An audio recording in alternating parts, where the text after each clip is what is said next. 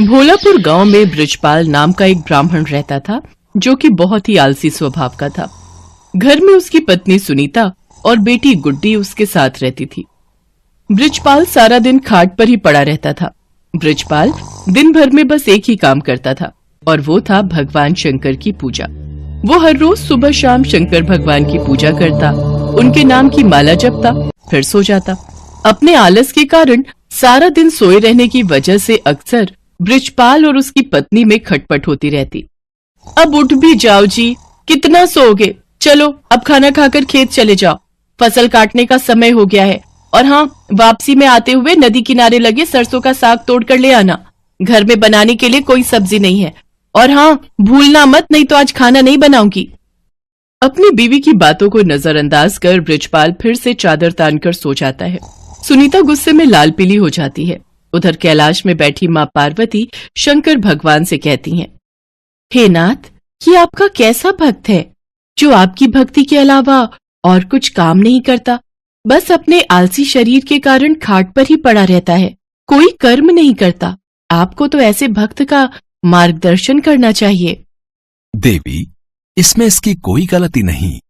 ये सारा किया इसके पिछले जन्म का है। तब ये एक आलसी गधा हुआ करता था, जो सारा दिन मेरे मंदिर के बाहर लेटा रहता था। मंदिर में जब भी मेरे नाम का उच्चारण भक्तगण करते, तो उसका स्रोत उसके कानों में गूंजता, और उसे नींद में भी मेरा ही नाम सुनाई देता। फिर एक रोज श्रवण मास में ये चल बसा, और फिर अगले चारों में इसने मनुष्य रूप में जन्म लिया। लेकिन इसके पिछले जन्म के आलसी स्वभाव ने इसका पीछा नहीं छोड़ा। जब सही समय आएगा, तब मैं इसे ज्ञान दूंगा। हे भगवान, क्या करूं मैं इस आदमी का? ये तो फिर से लेट गए। कब से कह रही हूँ उठ जाओ, खेतों में फसल बड़ी हो गई है। अगर समय रहते उसे नहीं काटा तो उसे जानवर चढ़ जाएंगे या कोई चुरा लेगा। सुन रहे हो ना मैं क्या कह रही हूँ? हे शिव जी, ना जाने इनका आलस कब खत्म होगा। इनके आलस से तो मैं अब तंग आ चुकी हूँ। सुनीता लगातार बड़बड़ाए जा रही थी, लेकिन आलसी ब्राह्मण के सर पर तो जूं तक न रेंगे। वो तो बस चुपचाप अपनी खाट पर लेटा हुआ था। बृजपाल को ना उठता देख सुनीता गुस्से में आ जाती है और बाहर आंगन में रखी पानी की बाल्टी उठाकर लाती है और बृजपाल के ऊपर गिरा देती है। बृजपाल पूरा भीग जाता है और वो गुस्से में उठकर उससे लड़ने लगता है। काफी देर तक दोनों में खूब कहासुनी होती है। फिर वो गुस्से में घर से निकलकर शंकर भगवान के मंदिर में चला जाता है और वहां पहुंचकर शंकर जी से कहता है, हे शंकर भगवान, अपनी पत्नी की रोज रोज की झिकझिक से मैं तंग आ चुका हूं। अगर मेरी भक्ति ने आपको प्रसन्न किया है तो मुझे आप दर्शन दीजिए प्रभु। इतना कहते ही वो जोर जोर से रोने लगता है। अपने प्रति उसका प्यार और श्रद्धा देखकर शंकर भगवान उसको दर्शन देते हैं और कहते हैं, बृजपाल, तुम्हारी भक्ति ने मुझे प्रसन्न किया है। तुम सचमुच मेरे परम भक्त हो। कहो, तुम्हें मुझसे क्या वरदान चाहिए? हे प्रभु, मुझे ऐसी कोई चीज दीजिए जो मेरी हर बात माने और मेरा सारा काम कर दे। ये लो, मेरा ये छोटा त्रिशूल। तुम इस त्रिशूल को जहां भी रखोगे, वो अपना काम खुद ही करने लग जाएगा और काम पूरा होने के बाद ही रुकेगा। लेकिन हां, अगर तुमने इसे काम के लिए मना किया तो ये हमेशा हमेशा के लिए गायब होकर वापस मेरे पास आ जाएगा। भगवान शंकर उसको त्रिशूल देकर अंतर्ध्यान हो जाते हैं। त्रिशूल देखकर बृजपाल ये सोचकर बड़ा खुश हो जाता है कि अब से उसे कुछ भी काम नहीं करना पड़ेगा। इसके बाद वो त्रिशूल लेकर घर पहुंचता है और अपनी पत्नी और बेटी को त्रिशूल के बारे में सारी बात बताता है। अगले दिन सुबह ही बृजपाल ने भगवान शंकर का नाम लेकर उस त्रिशूल का इस्तेमाल शुरू कर दिया। वो जैसे ही त्रिशूल को घर के बीचों बीच रखता, सारे घर में अपने आप ही सफाई हो जाती। वो जिस भी चीज पर उस त्रिशूल को रख देता, वो अपने आप काम करने लग जाता। खेतों में रख देता तो अपने आप ही सारी फसल कट जाती। ऐसे ही कई दिन बीत जाते हैं। एक रोज जब सुनीता गुड्डी के साथ अपने मायके गई होती है, तो बृजपाल त्रिशूल को गैस के पास रखकर कहता है, मेरे लिए जल्दी से स्वादिष्ट सा भोजन तैयार कर दो। चूल्हे पर अपने आप कढ़ाई चढ़ जाती है और उसमें खुद ही तेल मसाले पड़ने लग जाते हैं। देखते ही देखते स्वादिष्ट पकवान बनकर तैयार हो जाते हैं, जिन्हें बृजपाल बड़े ही चटकारे लेकर खाता है। आहा हा हा, वाह, मजा ही आ गया। वाह वाह वाह, क्या स्वाद है। रोज भाग्यवान के हाथों का भोजन करके तो मैं परेशान ही हो गया था। सच में कमाल का है ये त्रिशूल। खाना खाकर बृजपाल आराम से गहरी नींद में सो जाता है और फिर जब अगली सुबह जागता है तो कुएं के पास जाकर उस त्रिशूल से कहता है, जल्दी से मेरे नहाने के लिए कुएं में से पानी निकालकर इस बाल्टी में भरा जाए। कुएं में से पानी निकालना हो, पौधों को पानी देना हो, साफ सफाई, कपड़े, बर्तन, सभी तरह के काम वो त्रिशूल बृजपाल के कहते ही कर देता। बृजपाल बगीचे में पड़ी पाइप के पास जाता है और अपने त्रिशूल को उससे छुआते हुए कहता है, पाइप, जल्दी से इस बगीचे में लगे पेड़ पौधों को अच्छे से पानी दे दो। पाइप अपने पौधों में पानी देने लग जाती है। फिर आलसी ब्राह्मण खुश होते हुए आराम से सोने चला जाता है, लेकिन सोने के कुछ देर बाद ही लाइट चली जाती है। फिर वो अपने त्रिशूल को हथपंखा पर रखते हुए कहता है, हे हाथ पंखे, जब तक लाइट नहीं आ जाती तुम मुझे इस पंखे से हवा करो। उसके ये कहते ही हथपंखा उसे हवा करने लगता है। कुछ देर बाद जैसे ही लाइट आती है तो वो हथपंखा बंद हो जाता है। एक दिन बृजपाल को बड़ी तेज भूख लग रही होती है। उसने खाली थाली अपने सामने रखी और जमीन पर बैठ गया। फिर त्रिशूल को थाली पर लगाकर कहने लगा, अब इसमें से जल्दी जल्दी स्वादिष्ट पकवान निकल कर आते जाए। कुछ ही देर में कई तरह के पकवान थाली में आते गए।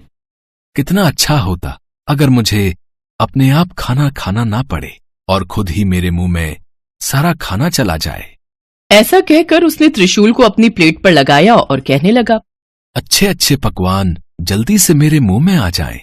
उसके ऐसा कहते ही थाली में से तरह तरह के पकवान निकलकर उसके मुंह में जाने लगे और वो बड़े ही चटकारे लेकर उनको खाने लगा। पर ये मजा कुछ देर तक का ही था। कुछ ही देर में उसका पेट भर गया और वो खा नहीं पा रहा था। लेकिन पकवान थे जो कि उसके मुंह में लगातार जाते ही जा रहे थे। उसका पेट और मन पूरी तरह भर चुका था। वो जैसे ही उन्हें रोकने की बात सोचता है तो उसे भगवान शंकर की कही वो बात याद आई जिसमें उन्होंने कहा था कि अगर त्रिशूल को काम करते हुए रोका गया तो ये वरदान वहीं समाप्त हो जाएगा और त्रिशूल फिर से शंकर भगवान के पास पहुंच जाएगा। तभी वहां सुनीता गुड्डी के साथ अपने मायके से लौटकर पहुंच जाती है। वो दोनों ये सब देखकर हैरान रह जाती हैं। सुनिए जी, देखिए तो आपका पेट कितना फूलता जा रहा है। जल्दी से इस त्रिशूल को रुकने के लिए कहिए। बृजपाल शंकर भगवान के दिए वरदान को खोना नहीं चाहता था, लेकिन फिर भी वो थक हार कर कह ही देता है, रुक जाओ।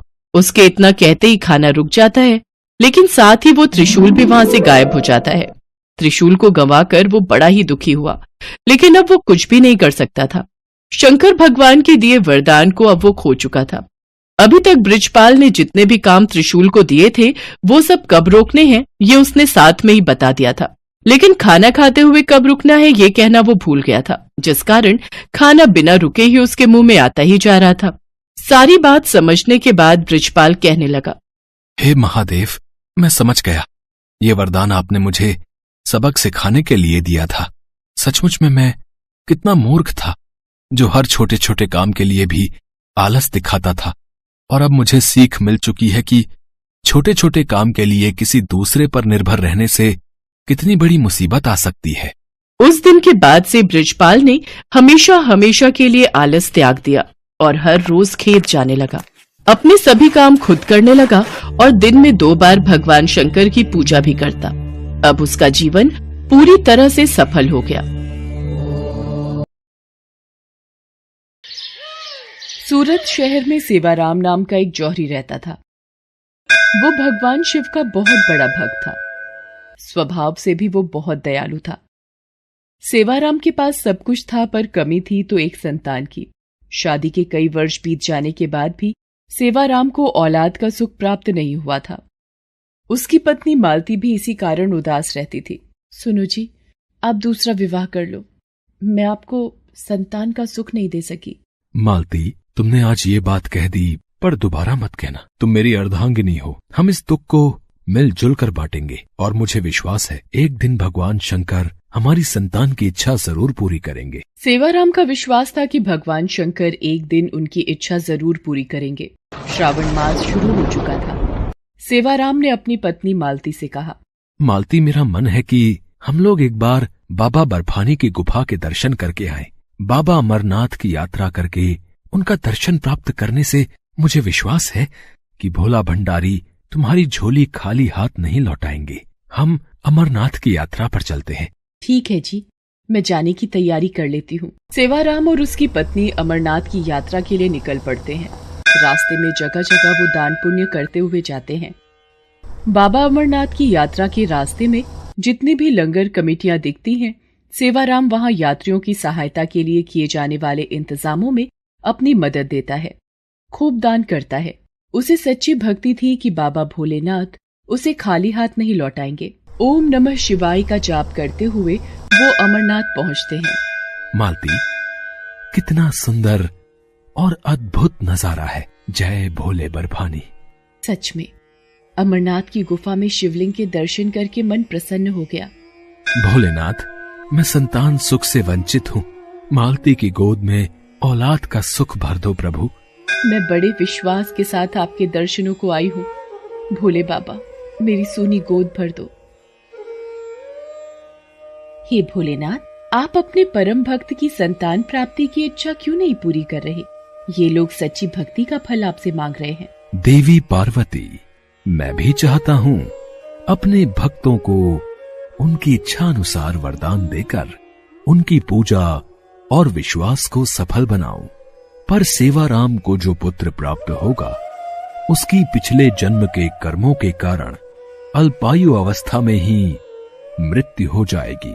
जो बालक जन्म लेगा, आखिर पिछले जन्म में उसने ऐसा क्या पाप किया है जो इस जन्म में छोटी आयु का योग है? तो सुनो देवी पार्वती, पिछले जन्म में ये बालक जो दोबारा जन्म लेगा डाकू मंगल था। लूटपाट करके लोगों को मार देना, यही इसका काम था। एक दिन, अरे लगता है कोई बारात जा रही है। इसे लूटने में बहुत धन की प्राप्ति होगी। रुक जाओ, बारात तभी आगे जाएगी जब ये सारी धन दौलत रुपया पैसा तुम मुझे दे दोगे। हमें जाने दो, ये तुम सब ये रख लो। मेरे इकलौते बेटे की आज शादी है, हमें जाने दो। नहीं पिताजी, इस डाकू को कुछ मत देना। ये लोग ऐसे ही भोले भाले लोगों को डरा धमकाकर लूट लेते हैं। अच्छा, तुझे मेरे से डर नहीं लगता? तो ये ले।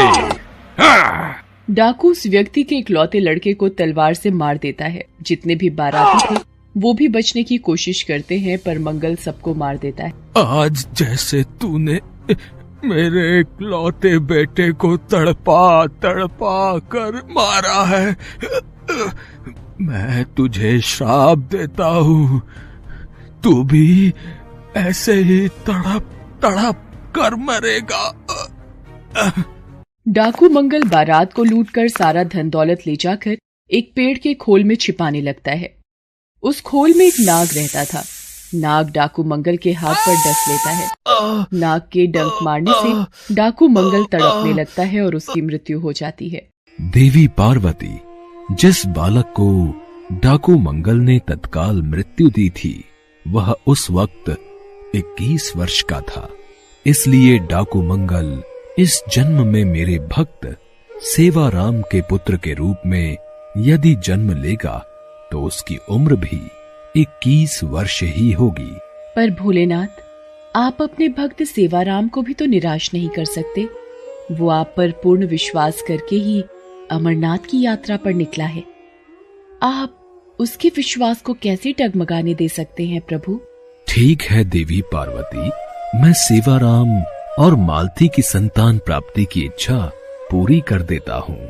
अमरनाथ में शिवलिंग के दर्शन करके सेवाराम और मालती एक आस लेकर घर वापस आ जाते हैं। रात को सपने में, उठो सेवाराम, तुमने बड़े विश्वास के साथ मेरी अमरनाथ यात्रा पूरी की है। तुम्हारी भक्ति से मैं प्रसन्न हूँ। ठीक 9 महीने बाद तुम्हारी पत्नी मालती एक पुत्र को जन्म देगी, पर वह पुत्र सिर्फ 21 वर्ष तक ही जीवित रहेगा। उसके पश्चात उसकी मृत्यु हो जाएगी। ये बात तुम्हें ध्यान में रखनी है। भगवान शंकर सेवाराम को संतान का वरदान देकर ओझल हो जाते हैं। सेवाराम की नींद खुल जाती है। वो शिव जी द्वारा बताई गई बात को ध्यान में रखता है और बिना घबराए बस प्रभु को धन्यवाद देता है। ठीक 9 माह के पश्चात मालती एक सुंदर से पुत्र को जन्म देती है। ये देखकर सेवाराम खुशी से फूला नहीं समाता। भगवान भोलेनाथ का वरदान है मेरा बच्चा, इसलिए इसका नाम भोला रखेंगे। मेरा प्यारा बेटा, मेरा भोला। धीरे धीरे भोला बड़ा होने लगता है। सेवाराम बचपन से ही भोला के मन में शिव भक्ति की लगन पैदा करता है। एक दिन शिव मंदिर में, भोला, तुम्हें एक बात हमेशा याद रखनी है कि तुम्हें हर पल ओम नमः शिवाय मंत्र का जाप करना है। ठीक है पिताजी, मैं अब से ऐसा ही करूंगा। भोला हमेशा ओम नमः शिवाय मंत्र का ही जाप करता था। सेवाराम भोला के हाथों से खूब दान पुण्य करवाता, भूखों को भोजन करवाता। इसने भोला को शिव के सभी मंदिरों और धाम की यात्रा भी कराई। धीरे धीरे 21 वर्ष पूरे होने वाले थे। एक दिन, सुनो जी, आप भोला को भैया के साथ कहाँ भेज रहे हो, वो भी 1 माह के लिए? मैं अपने बच्चे के बिना कैसे रहूंगी? 1 माह के पश्चात तो इसका 21वां जन्मदिन भी है। मालती, मैं भोला को काशी नगरी भेज रहा हूँ। वहाँ 1 महीना रहकर अपने मामा के साथ भगवान भोलेनाथ की पूजा और साधना करेगा, ताकि इस पर भगवान शंकर की कृपा बनी रहे। सेवाराम जानता था कि भोला की मृत्यु का समय निकट आ रहा है, इसलिए वो भोला को उसके मामा के साथ समझा बुझाकर काशी नगरी भेज देता है। मामा जी, आप मेरे हाथों रोजाना ये यज्ञ, हवन और दान पुण्य क्यों करवा रहे हो? भोला, तुम्हारे पिताजी की आज्ञा थी कि 1 माह तक रोजाना तुम्हें यज्ञ और दान पुण्य के कार्य करने हैं। कल सोमवार है, तो कल तुम्हारी पूजा संपूर्ण हो जाएगी। भोला की मृत्यु का केवल एक ही दिन शेष रह गया था। उस दिन सावन का आखिरी सोमवार था। भोला पूरा दिन शिवलिंग की पूजा अर्चना करता रहा। अचानक वो अपने मामा से बोला, मामा जी, मेरी तबीयत कुछ ठीक नहीं लग रही। मैं कुछ देर विश्राम करना चाहता हूँ। ठीक है भोला, तुम चलकर कक्ष में थोड़ी देर आराम कर लो। जैसे ही भोला कक्ष में आराम करने के लिए पहुंचता है तो चक्कर खाकर गिर जाता है और उसकी मृत्यु हो जाती है। भोला का मामा रोने लगता है। भोला मेरे भांजे, मेरे बच्चे, अरे उठ, अरे ये अचानक तुझे क्या हो गया? तो कुछ बोल क्यों नहीं रहा? प्रभु, भोला ने इस जन्म में आपकी भक्ति के सिवा कुछ नहीं किया। वो जब से धरती पर गया है, आपकी ही पूजा भक्ति की है। फिर तो उसके पिछले जन्म के बुरे कर्म इस जन्म में मिट जाने चाहिए। आपके श्रावण मास के माह में उसने इतने यज्ञ और दान पुण्य किए। अपने पिता सेवाराम की आज्ञा का पालन करते हुए उसने सिर्फ अच्छे कर्म किए हैं। क्या अब भी आप इसकी आयु के संकट को दूर नहीं करेंगे? मैं जानता हूँ देवी, भोला ने इस जन्म में मेरी बहुत भक्ति की है, इसलिए मैं इस जन्म में इसका भाग्य बदलकर इसे लंबी आयु प्रदान करता हूँ। उठो भोला, उठो। भोला एकदम उठकर बैठ जाता है, जैसे उसे किसी ने नींद से जगाया हो। मामा, मुझे क्या हुआ था? ऐसा लगा मानो भगवान भोलेनाथ मुझे गहरी नींद से उठाने आए थे। हे शिव शंकर, आपकी महिमा अपरंपार है। भोला अपने मामा के साथ सकुशल घर पहुंचता है और सारी बात बताता है, जिसे सुनकर सेवाराम की आंखों में आंसू भर जाते हैं। मेरे भोलेनाथ, आपकी जय हो। आपकी लीला न्यारी है प्रभु। जय भोले बाबा की। ओम नमः शिवाय, ओम नमः शिवाय।